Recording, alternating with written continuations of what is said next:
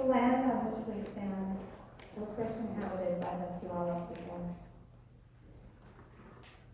And Peace Lutheran Church has a vision to be a diversified community of faith that is spirit-filled, compassionate, healthy, reconciled, and just.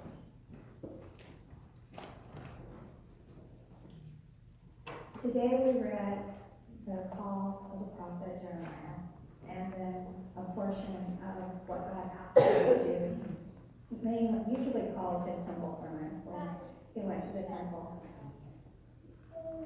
This happened about a century after the call of Isaiah, which we heard about last week. And Isaiah was at the time when Assyria they were the main power to be, and they conquered the northern kingdom, and then they came towards Jerusalem, but before they made it all the way to Jerusalem, they turned back, and they went back to Assyria. Well, about the time that Jeremiah was called to be a prophet, the Babylonians had conquered the Assyrians, and now the Babylonians were the major power in the area. There was also Egypt, and Jerusalem paid tribute to Egypt to try to help protect them from the Babylonians and the Assyrians. So they had their alliance with Egypt. But Jerusalem and Judea was in the middle of two major powers. And this is the time that Jeremiah was called to be a prophet. Eventually, Babylon did come in, conquer Judea, conquer Jerusalem, and destroy the temple. And Jeremiah, with the king of Jerusalem at the time, fled to Egypt. And Babylon appointed a new king over the city and over the area of Judea. But this story, both of these stories happened before all of that happened. It's when Jerusalem is still intact, the temple is still intact, and Jeremiah is called as a young man, as a young boy, to become a prophet. As I read both of these stories that were in Jeremiah today, I was struck by the vision that God had. God had a vision for Jeremiah, and God also had a vision for the worshipers in the temple. The vision that God had for Jeremiah was not an easy vision. It was a vision to pluck up and to pull down, to destroy and to overthrow, and then to build and to plant. And as we read the book of Jeremiah, we see every one of these aspects in the book. The end of the book really talks about the building and the planting, and that's after the kingdom had been destroyed by Babylon.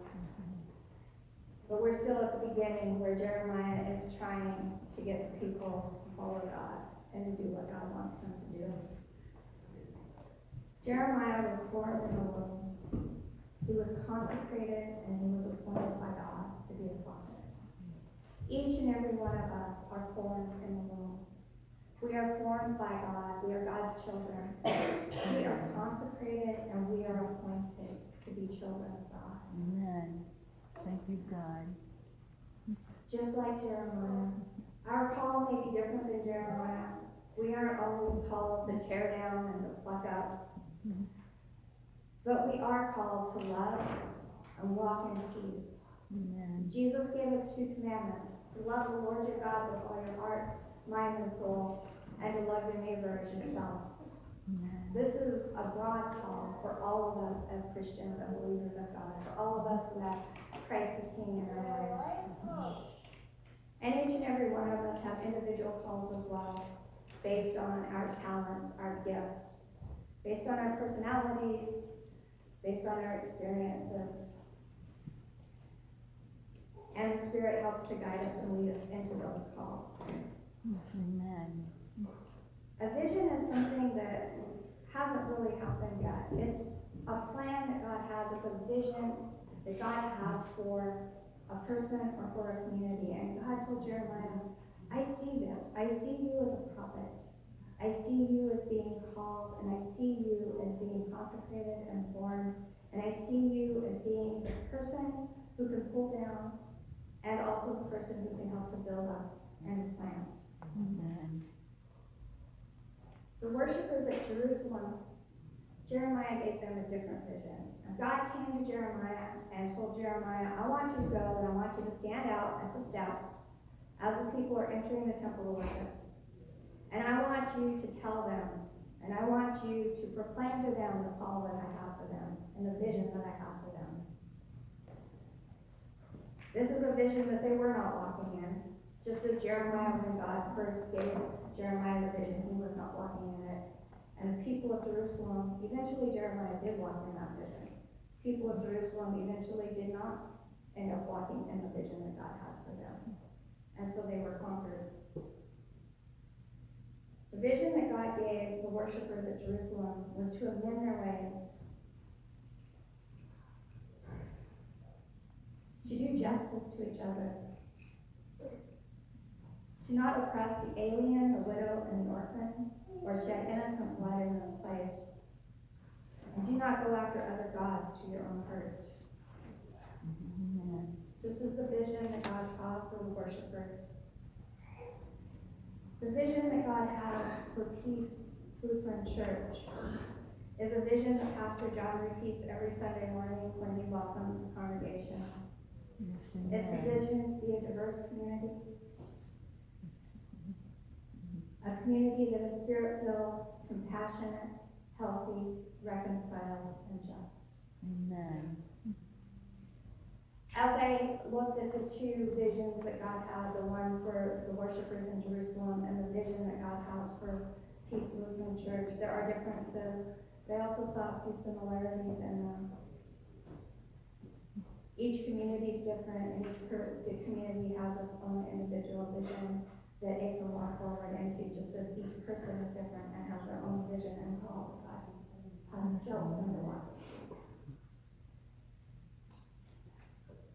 God asked the worshipers in Jerusalem to truly amend their ways and their doings. They were not following after God. They were not acting justly. They were oppressing those that were around them that didn't think like they did, the widows, the foreigners, the aliens, and the orphans. They were shedding innocent blood, and they were doing much more, as we read the long list of the things that they were doing. And God said, change, amend your ways. Amen. Said, truly act with justice with each other. Treat each other justly. Don't treat each other badly. Don't treat each other wrongly. Don't do evil to the other. Amen. Peace is called and has a vision to truly act justly in this world, to act with justice with each other, but not only with each other, but with the people around them, with the community around them. The worshipers in Jerusalem were asked not to oppress the alien, the orphan, or the widow, or shed innocent blood in this place, in the temple. Peace has a vision of being a diverse community. The worshipers in Jerusalem, God also had a vision for a diverse community, but they were not following it because they were oppressing everybody who did not think like them. Everybody who had a different vision than them. They were oppressing the foreigners. They were oppressing the widows and the orphans. They were oppressing those who were less fortunate than themselves. Diversity can be broad and is very broad in this place and in this community. It's a diversity of race, cultures, ethnicity, a diversity of ages. It's a diversity of political standings, of experiences, and of worldviews. Amen. Diversity is very important.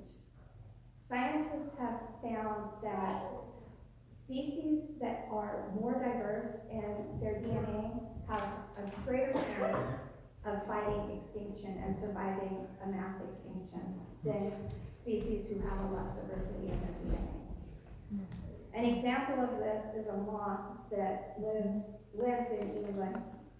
And this moth is mainly white with a little bit of black specks on it. During the Industrial Revolution, when all the smoke from all the pipes and everything put smoke into the air and all over the buildings and all over the birch trees, which is where these moths like to hang out, is on the birch trees. It turned everything black.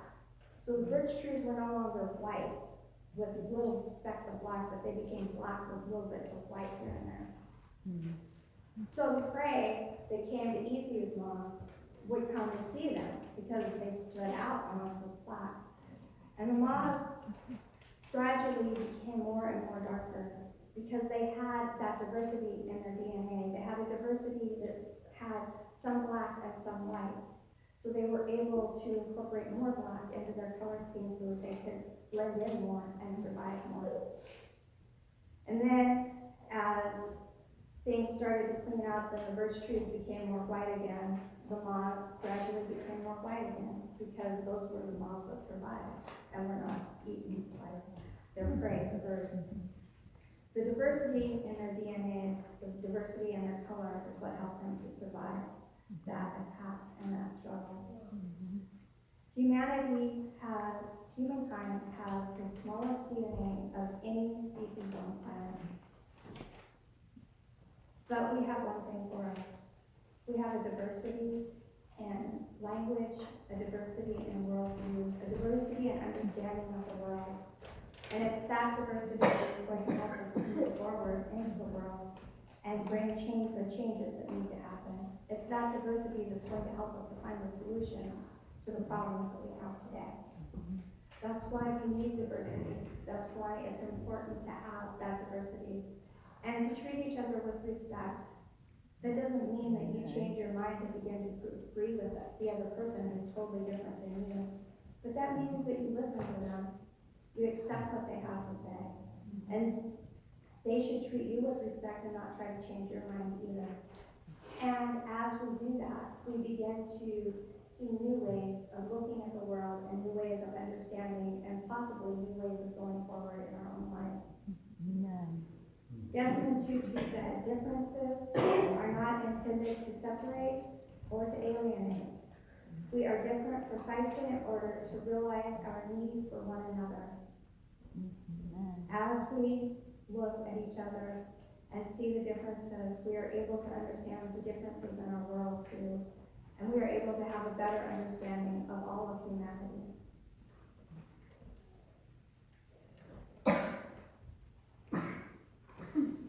God also asked the worshipers in Jerusalem not to go after other gods for their own hurt. Amen.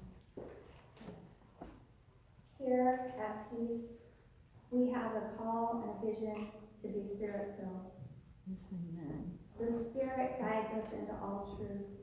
Jesus told us before his death and resurrection that he was sending a comforter, that he was sending a Spirit who would guide us into all truth, who would help us to remember the words of Jesus.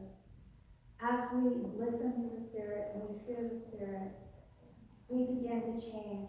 We begin to become more accepting, more loving, and more compassionate. I remember one time I was going to a concert. We went to dinner first, and then we were going to a concert with some friends of mine. And we went to dinner, and the food was really good. It was amazing, and I wasn't able to eat everything, so I got myself my doggy bag. And we were just going to walk from the restaurant to the concert, so I didn't go back to the car and put my doggy bag in the car. I was just going to carry it with me. And as we walked down the road, I saw this gentleman on the side of the road, and something in me said, give him your doggy bag. I said, no, I want this for my lunch tomorrow. I want to eat this. This is good stuff. And so we got to the concert, and we went to go into the concert, and as we entered the concert, we were told no food allowed. And so you have to throw that in the garbage. Nobody got to enjoy the leftovers. I realized that was the Spirit prompting me to give that food to the gentleman. He didn't ask for it, but that was the Spirit saying, you know, you really should give this food to him. We learn from these experiences like this, and we change.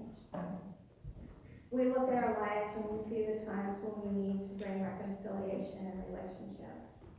When we need to act more healthily with each other, more compassionately with each other. When we need to be more spirit-filled, more compassionate, more healthy, reconciled, and just.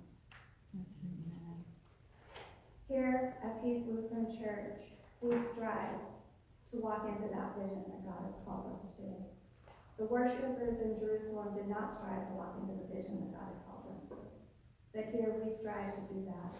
And we work to become more spirit-filled, more compassionate, more healthy, and more just.